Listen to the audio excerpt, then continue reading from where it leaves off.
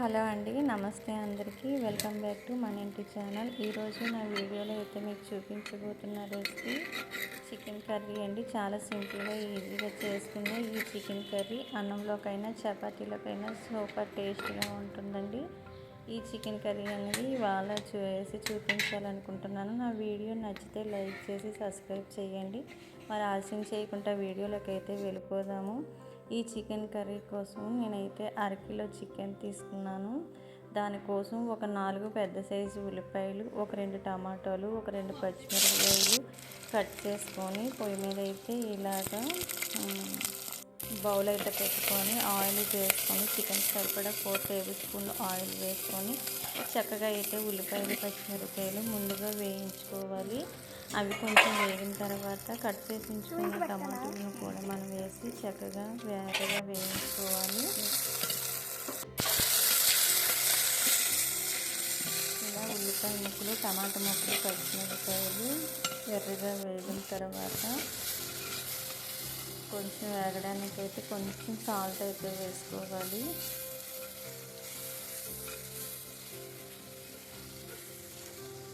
ఉల్లిపాయ ముక్కలు మగ్గడానికి మనం అయితే మూత పెట్టేసుకుందాము. చూసారా, మనకైతే చక్కగా ఇవన్నీ మెత్తగా అయితే ఉడికిపోయాయి. ఇప్పుడు మనం కడిగి శుభ్రం చేసుకున్న చికెన్ అయితే ఇందులో అయితే వేసుకోవాలి. వేసుకొని శుభ్రంగా అయితే కలుపుకోవాలి.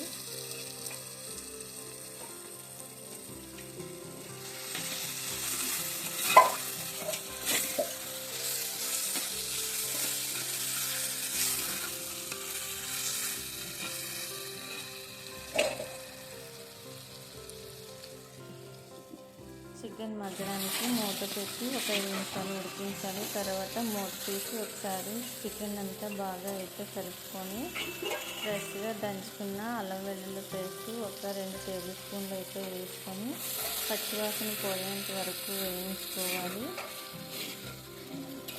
ఇప్పుడైతే రుచికి సరిపడా సాల్ట్ కూడా వేసుకోండి.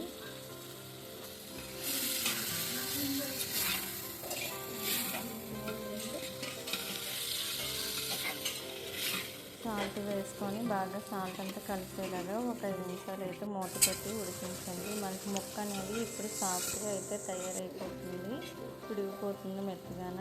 ఇప్పుడు ఒక అర కేజీ చికెన్కి ఒక 2.5 టేబుల్ స్పూన్ల వరకు అయితే కారం వేసుకొని ఎర్రగా అయితే వేయించుకోవాలి. కారంతో అట్టుగా ఒక్క నిమిషం మాత్రం అలా మొత్తం వేపాలి. ఇలా కారం, సాల్ట్, అల్లం వెల్లుల్లి పేస్ట్తో కలిపి వేయించుకున్న తర్వాత ఒక 2 టేబుల్ స్పూన్ల వరకు పెరుగు అయితే వేసుకోండి. మనకి ఇది చికెన్ అనేది సాఫ్ట్గా ఉంటుంది, చికెన్ టేస్ట్ కూడా మారుతుంది. ఇప్పుడు మూత పెట్టి మళ్ళీ ఉడికించుకుందాం. మనకి చికెన్ అనేది రెడీ అయిపోయినట్టే. చాలా సింపుల్గా ఎంతో ఫాస్ట్గా తయారు చేసుకోవచ్చు. చూసారా, మనకి చికెన్ అనేది కరెక్ట్గా వచ్చింది. మీకు గ్రేవీ కావాలి అనుకుంటే వాటర్ వేసుకోవచ్చు, లేదంటే మీరు ఇలాగే దీన్ని అన్నంలో అయినా చపాతీలోనైనా వేసి వడ్డించుకోవచ్చు.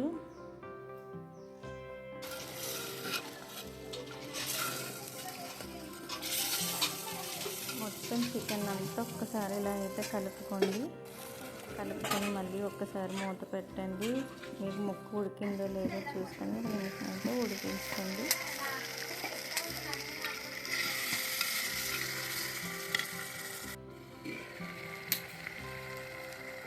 ఇప్పుడు మనకి చికెన్ అనేది తయారైపోయింది. మనకి వాటర్ కావలిస్తే ఒక అర గ్లాస్ వరకు వాటర్ అయితే వేసుకోవాలి, గ్రేవీ అనేది కావాలనుకుంటే. లేదు అంటే అలాగే ఉంచేసుకోవచ్చు.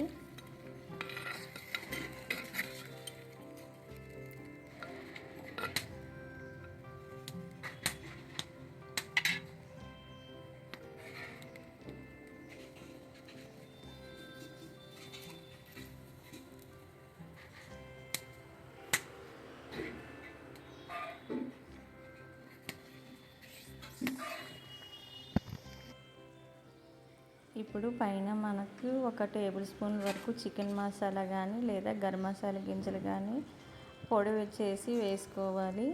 అందులోనే మీ దగ్గర కొత్తిమీర కానీ కరివేపాకు కానీ ఉంటే ఏదైనా వేసుకోవచ్చు. నేనైతే కరివేపాకు వేసుకున్నాను, ఎందుకంటే మా పిల్లలకి కొత్తిమీర ఫ్లేవర్ నచ్చదు కాబట్టి నేను కరివేపాకునే వాడతాను.